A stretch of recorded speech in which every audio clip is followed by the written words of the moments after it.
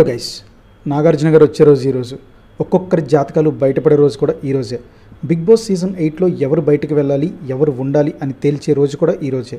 ఈ రోజు కోసం చాలామంది ఎదురు చూస్తూ ఉంటారని తెలుసు. అందుకే అదిరిపోయే అప్డేట్ తీసుకుని వచ్చాను. అదేంటంటే మణికంఠతో నాగార్జున గారు మాట్లాడారు. ఒక రేంజ్లో వేసుకున్నారు. మణికంఠ, నీ ప్రాబ్లం ఏంటి? ఎందుకు అలా బిహేవ్ చేస్తున్నావు? ఒక్కోసారి బాగానే ఉంటున్నావు కదా, ఒక్కోసారి నువ్వు అస్సలు అర్థం కావట్లేదు. నేను హౌస్లో ఉన్నప్పుడు పర్సనల్ విషయాలు ఎందుకు? ఎమోషనల్ ప్లే చేద్దాం అనుకుంటున్నావా, లేదా సింపతిని వర్కౌట్ చేద్దాం అనుకుంటున్నావా? ఇది నీకు నువ్వు ఉన్న సిచ్యువేషన్స్ నుండి బయటకు రావడానికి బెస్ట్ ప్లాట్ఫామ్.